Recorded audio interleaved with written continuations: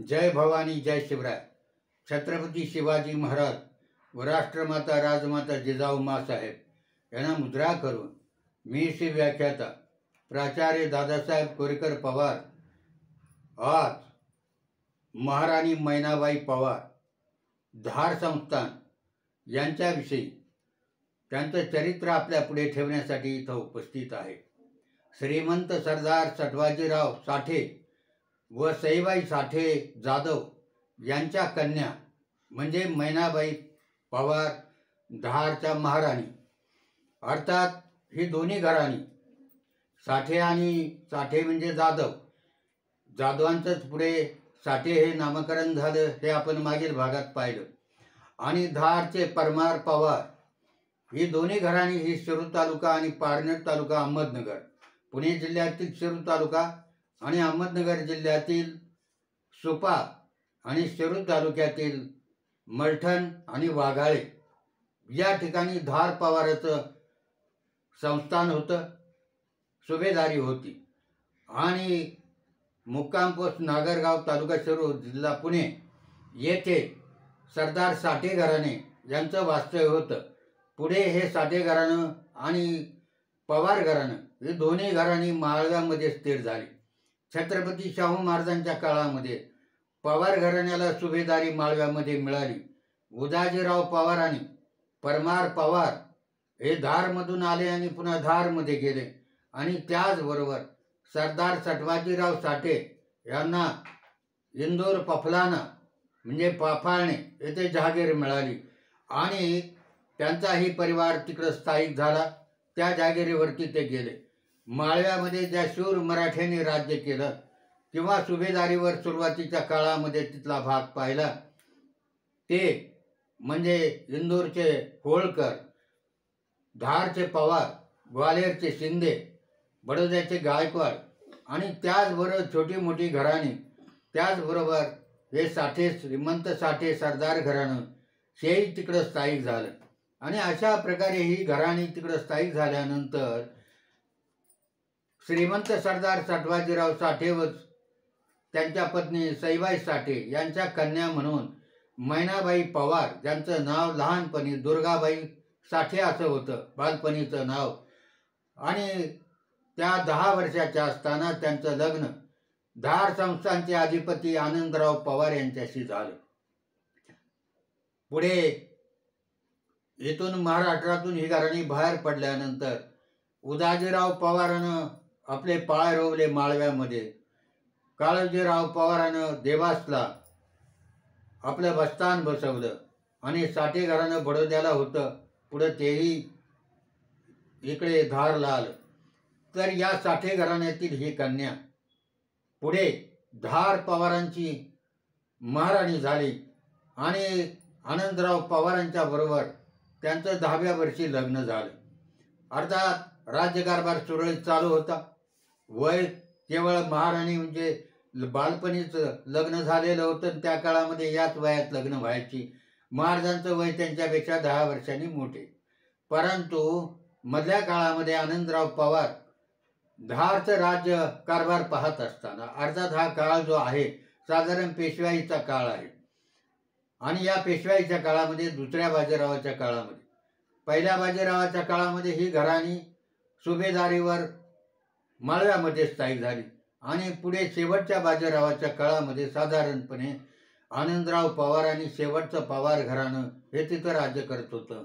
तोपर्यंत मराठशाही जिवंत होती, कारण 1818 साली मराठशाही बुडाली। तोपर्यंत हा स्वतंत्र कारभार पवार घराणं किंवा इंदोरचे होळकर, ग्वाल्हेरचे शिंदे हे स्वतंत्रपणे राज्यकारभार करत होते। ते पेशव्याला जुमानत नव्हते, कारण दुसऱ्या बाजीराव पेशव्याला जुमानावं इतकी त्याची कुवत नव्हती आणि पुढे त्यांच्याच काळामध्ये मराठ्यांचं राज्य बुडालं म्हणून पवार घराणं त्यांना कधीच मानत नव्हतं। ते म्हणायचे आम्ही छत्रपतीच्या बरोबरचे, छत्रपती आमचे सोयरे आहेत, तेव्हा आम्ही तुम्हाला मानणार नाही आणि आम्ही सेवक असलो तर छत्रपतीचे तुमचे नाही। तेव्हा अशा प्रकारे आनंदराव पवार तिथं राज्य करत असताना एक घटना घडली की त्यांचेच दिवाण रंगराव घोडेकर यांनी बंड केलं। थोडक्यात त्यांनी महाराजांना नजरकैद केलं. आता महाराज सरळ मार्गी होते, आनंदराव पवार सरळ मार्गी होते. प्रजाहित दक्ष असा राजा होता आणि सरळ मार्गाने राज्यकारभार करत असताना आपल्या विरोधात कट शिजला हे त्यांना कळलंही नाही. त्यांचा दिवाणावर विश्वास होता, पण दिवाणाने हरामखोरी केली आणि त्यांनी महाराजांना नजरकैद केला आणि राज्यकारभार हाती घेण्याचा प्रयत्न केला. हे महाराजांना कळताच, आनंदराव पवारांना कळताच श्रीमंत आनंदराव पवार महाराज यांनी होळकर यशवंतराव, त्यावेळेस ते होळकर यशवंतराव होळकर हे इंदूरचे महाराज नव्हते, परंतु ते सेनापती होते आणि त्यांच्या आणि आनंदराव पवारांचे संबंध चांगले होते. त्यांनी आनंदराव पवारांनी आपल्या माणसाबरोबर निरोप पाठवला, आपला एक सेवक पाठवला आणि होळकरांना सांगितलं की मला मदत करा, आमचा दिवाण हरामखोर निघाला, त्यांनी मला नजरकैद करून ठेवलेलं आहे. ही वार्ता यशवंतराव होळकर यांना कळतात.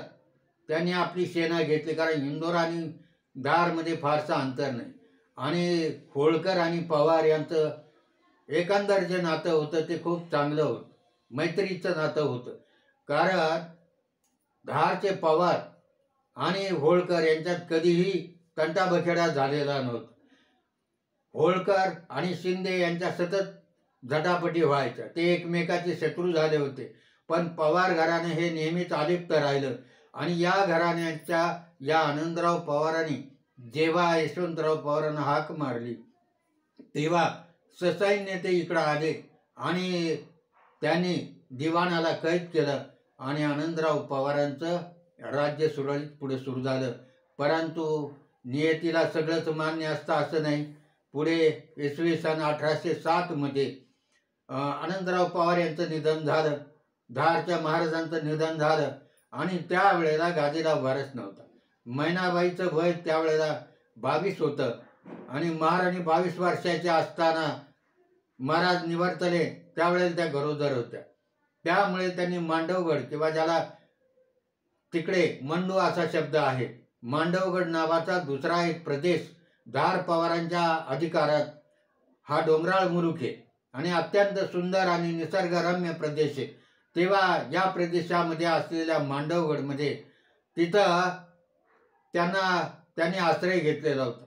मोठमोठे महाल तिथं पाहायला मिळतात आणि अशा प्रकारच्या त्या एका महालामध्ये राहत होत्या. परंतु इकडे त्या आनंदराव पवारांचा जो दासीपुत्र होता मुरारराव, तो थोडासा जाणता होता. त्यांनी पाहिलं की आपले वडील, अर्थात तो दासीपुत्र होता, त्याला कुठलाही गादीचा अधिकार नव्हता, परंतु त्याला वाटलं की आता महाराणी लहान आहेत आणि त्या गरोदर आहेत, पुन्हा त्यांनी मांडवगडला आश्रय घेतलेला आहे, म्हणजे थांबलेले आहेत, तेव्हा आपण राज्यकारभार हाती घ्यावा आणि त्या प्रकारे त्यांनी घेण्याचा प्रयत्न केला. अर्थात सेना त्याला अनुकूल नव्हती, किल्लेदार त्यांना अनुकूल नव्हते, प्रजाही त्याला अनुकूल नव्हती. तेव्हा ही वार्ता लागतात मैनाबाई साहेब मांडवगडवरून निघाल्या. त्यांना जाणती माणसं म्हणत होती की राणीसाहेब तुम्ही जाऊ नका, तो धोकेबाज माणूस आहे, तुम्हाला कैद करील, ठार मारील. त्या म्हटल्या नाही, मी जाणार, राज्य आमचं आहे, प्रजा आमची आहे, किल्लेदार आमचा आहे, सैन्य आमचं आहे, मी जाणारच, काय करतो पाहू बरं. आणि त्या धारला आल्या. धारला आल्यानंतर त्यांना एका सैनिकाने वार्ता दिली की राणीसाहेब तो तुम्हाला कैद करणार आहे, अशी वार्ता आमच्या कानावर आली. महाराणीनं त्यावेळेला एका घरात आश्रय घेतला, त्यांच्याबरोबर त्यांचे शरीररक्षक होते आणि मग त्यातल्या एका रक्षकाने ही बातमी धारच्या किल्लेदाराला दिली आणि धारचा किल्लेदार सैन्य घेऊन तिथं हजर झाला आणि हे धारच्या किल्ल्यामधून फौज येते हे पाहिल्यानंतर मुराररावाची बोबडीच वळली आणि त्याने जो कट केला होता की ज्या घरामध्ये मैनाबाई साहेबानं आश्रय घेतला होता ते घरच पेटून द्यायचा, त्यांना जाळून मारायचं, अशा प्रकारचा कट शिजलेला होता. परंतु तो यशस्वी झाला नाही आणि सेना आली, मुरारराव पळून गेला आणि महाराणीनं राज्यकारभार हाती घेतला. अगदी केवळ 22व्या वर्षी वैधव्य प्राप्त झालेल्या महाराणीनं सुंदर असा राज्यकारभार केला, तो आपण पुढील भागात पाहणार आहोत. परंतु राज्यकारभार हाती घेतला त्यावेळेला त्यांचं वय 22 होतं आणि दुर्दैवाची गोष्ट अशी की त्यांना झालेला पुत्र जगला नाही. म्हणजे दुःखात दुःख, पती गेले आणि जन्माला आलेलं मुले गेलं, म्हणून त्यांनी रामचंद्रराव नावाचा आपल्याच घराण्यातील मुलगा दत्तक घेतला आणि त्याच्या नावे राज्यकारभार सुरू केला आणि त्याला मार्गदर्शन करण्याचं काम त्या करत होत्या. त्या अत्यंत धार्मिक होत्या आणि आपलं राज्य हे प्रजेचं राज्य आहे, त्या प्रकारे ते चाललं पाहिजे अशा प्रकारच्या बुद्धीनं आणि विचारानं त्यांनी राज्य केलं. त्या धार्मिक असल्यामुळे गडकालिका माता ही तिथली पवार घराण्याची देवी, कुलदेवी. आणि मग पत्र लिहिताना, कुठेही पत्रव्यवहार करताना श्री कालिका प्रसन्न अशा प्रकारचा मायना लिहून पुढे ते पत्राची सुरुवात करत असे. तर अशा प्रकारे सुंदर जीवन जगलेल्या आणि साठे घराणं आणि पवार घराणं या दोन्ही घराण्याचा लौकिक वाढवलेल्या या महाराणी होत्या.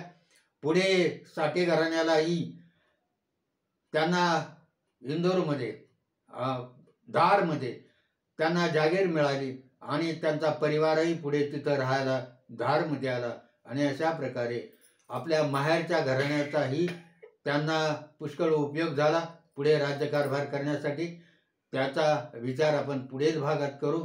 तेव्हा महाराणी मैनाबाई साहेब, महाराणी धार पवार घराणे यांचा आज लौकिक आपल्या पुढे मांडताना मला खूप आनंद झाला, कारण ही माहिती मला साठे घराण्याचे वंशज आणि आज पुण्यात स्थायिक झालेले सत्वशील राजे साठे, सरदार साठे हे पुण्यामध्ये आता स्थायिक झालेले आहेत आणि त्यांच्याकडेही काही माहिती होती, ती त्यांनी मला दिल्यामुळे माझं काम सुकर झालं.